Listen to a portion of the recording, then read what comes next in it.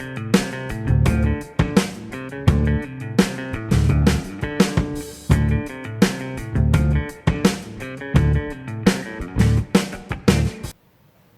what's up, everybody? This is part 2 of 8 of the British Invasion series, featuring Gerry and the Pacemakers. We're looking at those acts from the British Invasion era that were the most successful, most influential. And Gerry and the Pacemakers, I believe, came immediately after the Beatles in succession.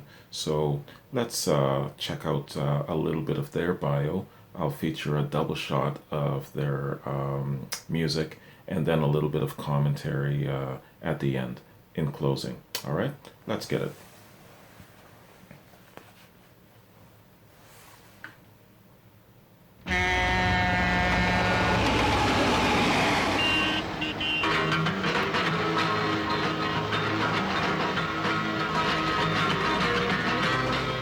The race was on. Within weeks of the Beatles' success, record executives began rushing north to Liverpool, each determined to capture for his label the next big group. It's gonna be alright. The first to be signed was Gerry and the Pacemakers. The day you came my way, I knew I would stay close by your side to keep you satisfied. It's gonna be alright, alright, alright. It's gonna be alright. Top new disco TV singer Gerry Marsden. Somewhat similar sound, but not exact. Producing hit after hit, That looked like Pacemakers Roger soon Moore, rivaled the Beatles as Britain's most popular group. James Bond. Never thought I'd find a girl like you. Now I know I'll never be blue. As the Pacemakers skyrocketed to national attention, it became apparent that this music craze would not end with the Beatles. In fact, it was only the beginning.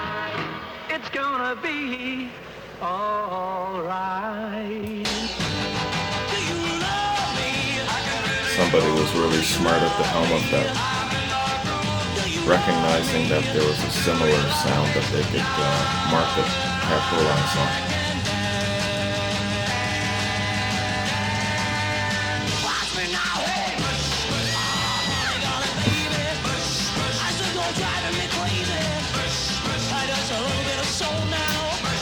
Women screaming their heads off, man.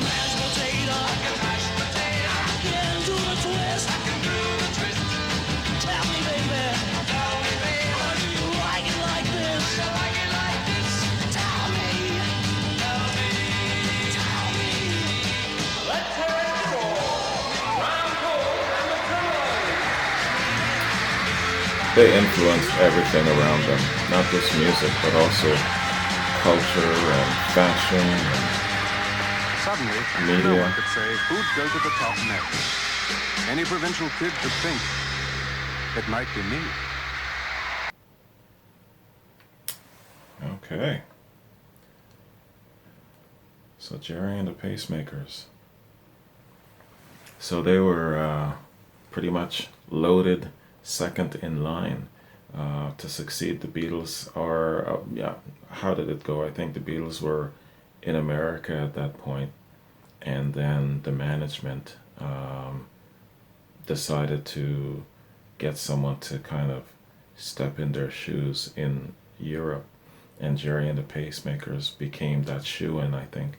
But yeah, they were really, really smart back then to realize that it didn't just have to end with the Beatles, that there was a sound signature that was very, it seemed to almost sound almost the same, but not exactly the same. And that formula would probably, more than likely, win them a lot of success. And they were right. Very, very smart. There was somebody plotting that. There was somebody who saw that pattern, and someone saw that track that they could run on to take them somewhere. Yeah.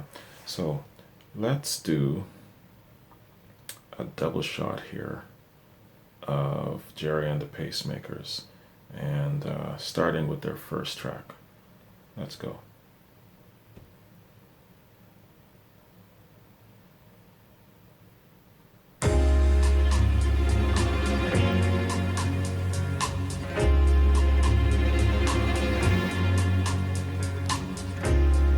Don't let the sun catch you crying.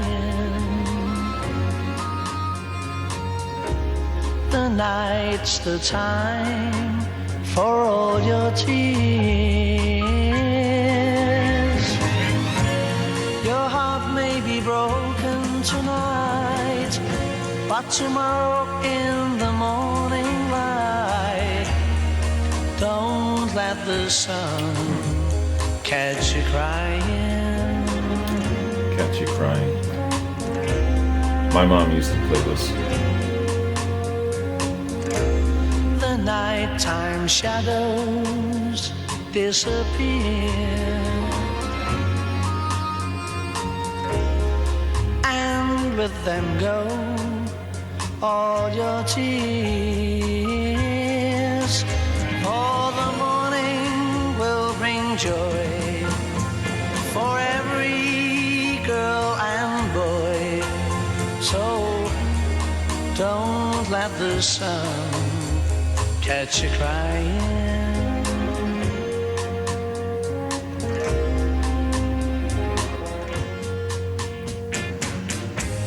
We know that crying's not a bad thing, but stop your crying when the birds sing. It may be hard to discover that you've been left for another, but don't forget that love's a game, and it can always come again. Oh, don't let the sun catch you crying. Don't let the sun catch you crying, oh no, oh, oh, oh.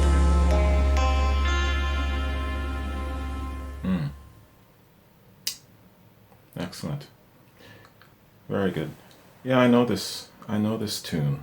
I remember my mom used to play this quite often. I didn't fit it to Jerry and the Pacemakers, but I know this tune. Oh man, I haven't heard it since I was probably, I don't know, 5 years old, something like that. But yeah, you know, their sound, like their faster grooves, have a more of a Beatles kind of sound to it, but their more mellow, somber songs have a distinct sound on its own. And that must have been a really good relationship where management was concerned. They were happy that, you know, they didn't sound exactly the same in every single way comparable to the Beatles. You know, these slower tunes here were different, but still very, very good.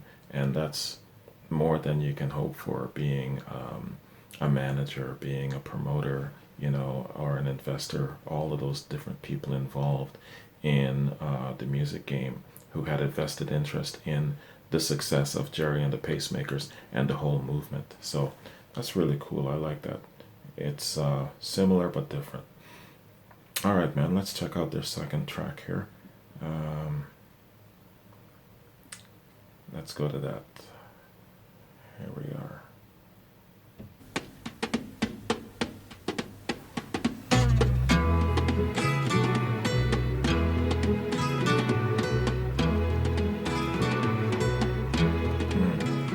Another melody.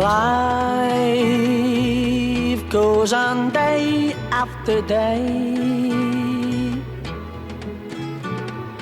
Hearts torn in every way. So ferry, cross the Mersey, 'cause this land's the place I love, and here I'll stay. Very distinguishable voice. People, they rush everywhere, each with their own secret care. So ferry, cross the Mersey, and always take me there, the place I love. People around every corner, they seem to smile and say, we don't care what your name is, boy, we'll never turn you away. So I'll continue to say, here I always will stay. So ferry, cross the Mersey, 'cause this land's the place I love, and here I'll stay, and here I'll stay, here I'll stay.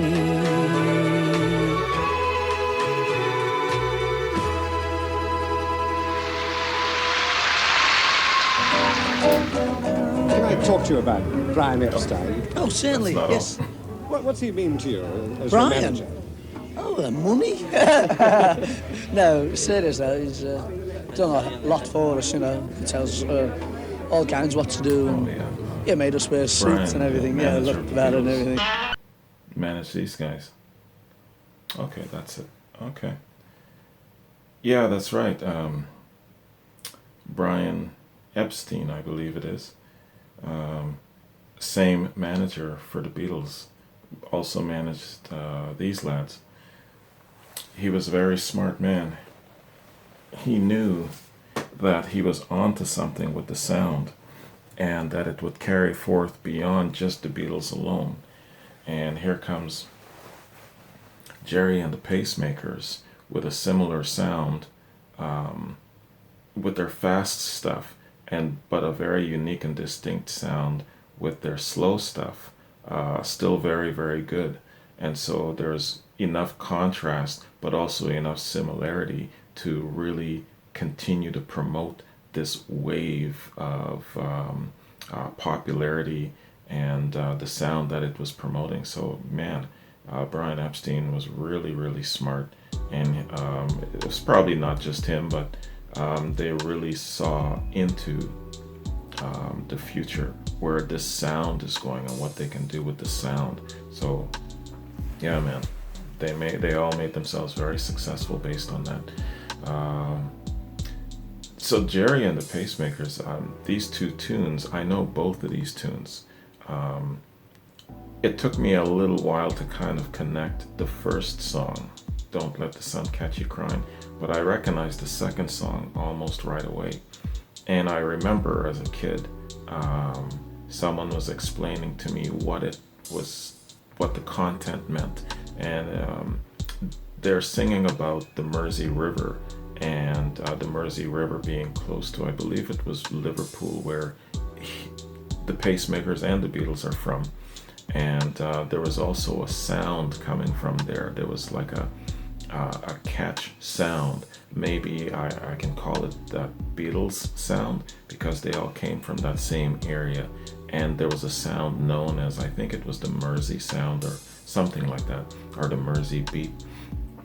But yeah, I know of both of these songs, but I didn't connect that they were both coming from Jerry and the Pacemakers, and I wasn't sure what I knew of Jerry and the Pacemakers, but I wasn't sure what they were famous for. I also didn't know that they were almost as popular, if not as popular, as the Beatles. You know, I'm guessing that at some point in time they were outpaced by the Beatles, more so because the Beatles went to America.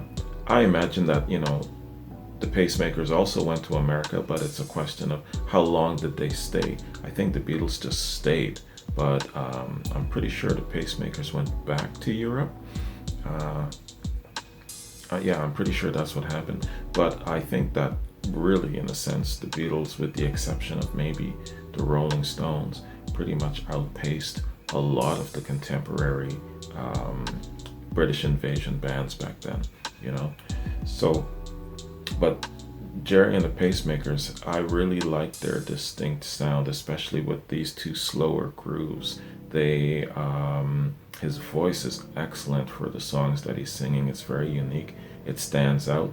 It's one of those voices that you won't forget, and you can probably kind of say, yeah, I know this voice and it belongs to this person, you know.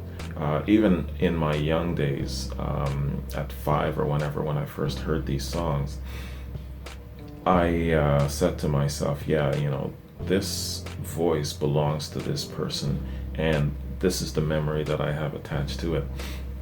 Anyway, yeah, man, so with these guys, I wonder if they had any awareness of that they were a part of a movement, that they were ushering in something new. I mean, I guess they were like, after the Beatles, maybe they didn't connect the fact that they had such a similar sound, that this was kind of like the platform. Maybe they did. They probably knew that the Beatles paved the way and they were kind of riding on that wave, you know, and it was up to them to take it and run with it as far as they can go with it, but also to maybe try and make their own way, maybe try and create their own distinct sound that would still be mainstream and popular. So it's, I bet you it was quite a challenge and a balancing act for them to fit within that groove, because I'm sure they had their management team saying, yeah, we want you to stay within these lines, stay on this track, because it's the success formula that's not only gonna help you keep pace with the Beatles, but also probably help pave the way for what we have planned to follow. So then after them came all of the other British invasion bands, you know. So I'm getting an education here where the Pacemakers fit into the scheme of not only the British invasion, but the contributions towards rock and roll and getting the classic rock machine going, you know. So yeah, you know, these guys, they had a great sound. I really liked their sound. I'll check out some more of their stuff, because outside of these two tunes and that fast-paced tune that was playing during the bio, I can't think of any other pieces of work that they might have done. Once I hear it, it might become more familiar to me, I'm sure. But I should look into them a little bit more, see what they're doing now, who's still around, where they've decided to settle. They're probably all back in Europe, retired, or maybe some of them might have passed on. But I don't know anything much about the Pacemakers, Jerry and the Pacemakers. So I think I'll do some personal reading up on my own. Anyway, man, yeah, I hope you enjoyed this segment. This was part 2. I'm going to follow up with part 3 being the Stones, the Rolling Stones. Then I'm going to follow up with part 4 being the Hollies, and part 5 is the Animals. I can't remember part 6 and 7. I think part 6 was the Kinks, part 7 is the Yardbirds, and part 8 is the Who. Yeah, so I'm going to continue, and like I said, I'm only featuring those bands that had the most influence and most success during that era, and these guys definitely had a lot of success. So I like them, and I'll definitely look into them a little bit more. Hope you liked it, man. Look for part 3, the Rolling Stones, coming very soon, and I'll catch you in another reaction. Take care. Peace.